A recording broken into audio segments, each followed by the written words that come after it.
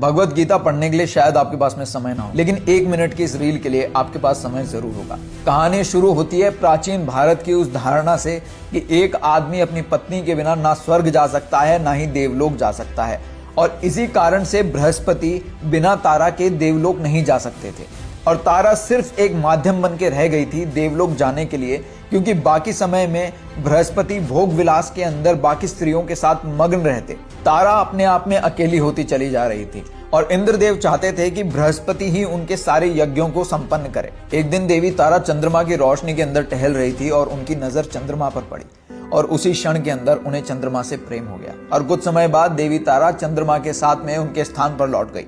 जब बृहस्पति को इस बात का पता चला तो उनका क्रोध चरम सीमा पर था, इसीलिए वो पहुंचे इंद्र के पास में और उन्होंने कहा कि मुझे मेरी तारा वापस चाहिए।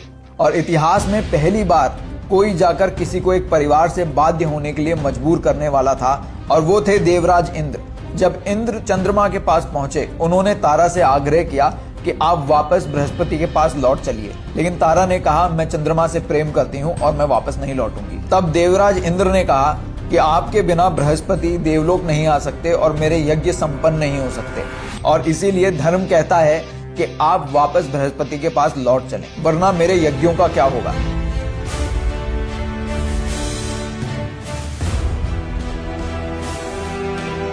मजबूरन देवी तारा को बृहस्पति के पास में वापस लौटना पड़ा, लेकिन जब देवी तारा वहां पहुंची तो वह गर्भवती थी और यह देखकर बृहस्पति ने उनसे सवाल किया कि यह संतान किसकी है। देवी तारा चुप रही। लोग इकट्ठे हुए, उन्होंने देवी तारा से सवाल किया कि यह संतान किसकी है। देवी तारा चुप रही। बाद में देवताओं ने आग्रह किया बताइए इस संतान का पिता कौन है। देवी तारा चुप रही। तब उनके गर्भ से आवाज आई कि माँ मेरे पिता कौन है। उस बच्चे की इस लालसा को देखते हुए कि गर्भ में रहते हुए वो जानना चाहता है कि उसके पिता कौन है, लोग इकट्ठे हुए और उन्होंने आग्रह किया कि तुम हमें मत बताओ, तुम देवों को मत बताओ कि इस बच्चे का पिता कौन है, तुम स्वयं बृहस्पति को मत बताओ कि इस बच्चे का पिता कौन है, लेकिन इस बच्चे को जरूर बताओ कि इसके पिता कौन है। तब देवी तारा ने कहा कि ये चंद्रदेव की संतान है। ये सुनते ही आक्रोश में आकर बृहस्पति ने उस अजन्मे बच्चे को श्राप दिया कि ना तू नर होगा और ना तू मादा होगा, और आगे चलकर वो बच्चा बुद्ध कहलाया। बड़े हो जाने के बाद बुद्ध ने अपनी माता से सवाल किया कि माँ मैं क्या करूं, ना मैं नर हूं ना मैं मादा हूं, तो क्या मैं शादी करूं या मैं ना करूं? क्या मैं किसी नर से शादी करूं या मैं किसी मादा से शादी करूं, या फिर मैं शादी ना करूं और मैं एक सन्यासी हो जाऊं? अपने बच्चे की इस स्थिति को देखते हुए देवी तारा ने कहा जब इस संसार के अंदर उन जीवों के लिए भी जगह है जो ना नर हैं ना मादा हैं, ना देव हैं ना दैत्य हैं, ना यक्ष हैं ना दानव हैं, तो तुम्हारे लिए भी इस संसार में जगह है। तुम प्रतीक्षा करो और जब तुम्हारा समय आएगा तो तुम्हें अपने सवालों के जवाब मिल जाएंगे।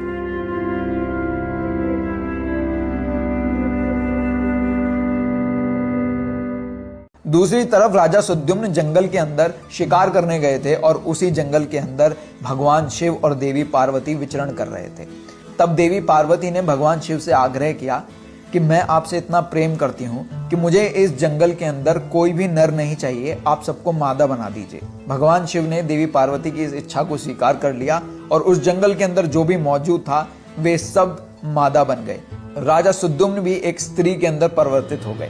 जब राजा सुद्युम्न ने अपना वेश देखा तो वे चिल्ला उठे। उन्होंने कहा ये किस दानव दैत्य या यक्ष का कृत्य है, सामने आओ। लेकिन कोई सामने नहीं आया।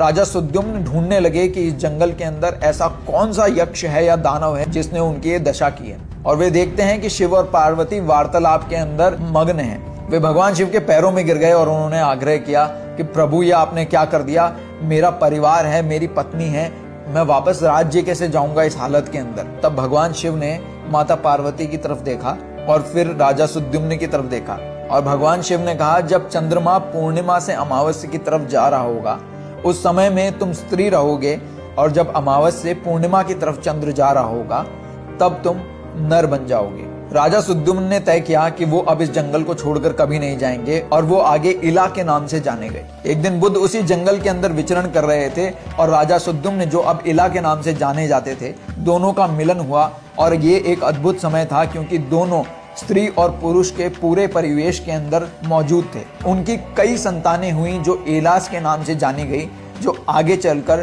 पहले चंद्रवंशी हुए। पुरुवंश का ज्यादातर हिस्सा चंद्रवंशियों से आता है। ये इमोशनल होते हैं, आर्टिस्टिक होते हैं और हाईली अनरिलायबल होते हैं।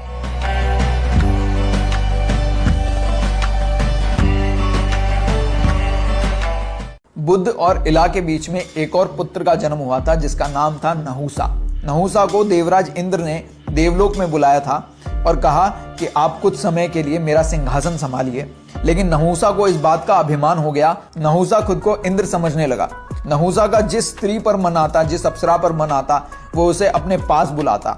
कुछ समय बाद नहुसा की नजर सांची पर पड़ी जो कि इंद्रदेव की पत्नी थी। नहुसा ने सांची से कहा कि अब मैं स्वयं इंद्रदेव हूं, क्योंकि मैं इंद्र के सिंहासन पर बैठा हूं, इसीलिए अब तुम मेरी हो। और क्योंकि नहुसा सांची के साथ जबरदस्ती कर रहे थे, तब सांची ने कहा कि ठीक है, अब तुम इंद्र हो, ये बात सच है और मैं तुम्हारी हो जाऊंगी, लेकिन तुम्हें जब सप्तऋषि एक पालकी में लेकर मेरे पास में आएंगे तभी मैं तुम्हें अपनाऊंगी। तब नहुसा सप्तऋषियों के पास में पहुंचा और नहुसा ने आग्रह किया उसे एक पालकी के अंदर बैठाकर सांची तक पहुंचाया जाए। जब सप्तऋषि अपने कंधे पर पालकी को लेकर नहुसा को उस पर बिठाए हुए थे, तब नहुसा को लगा कि ये पालकी थोड़ी धीरे चल रही है और ऋषि अगस्त्य जो पालकी के दाहिने हिस्से को संभाले हुए थे, नहुसा ने उनके सर पर लात मारी और कहा कि जरा इस पालकी को तेज चलाइए, आप बहुत धीरे चल रहे हैं। ऋषि अगस्त्य ने नहुसा की तरफ देखा कि तुम्हारे अंदर अभिमान बहुत प्रविष्ट हो चुका है और ना तो तुम देवलोक में होने के योग्य हो, यहाँ तक कि तुम एक मनुष्य होने के भी योग्य नहीं हो, इसीलिए आज से तुम एक अजगर बन जाओगे। नहुसा सीधा देवलोक से धरती पर गिरा और एक अजगर में परिवर्तित हो गया।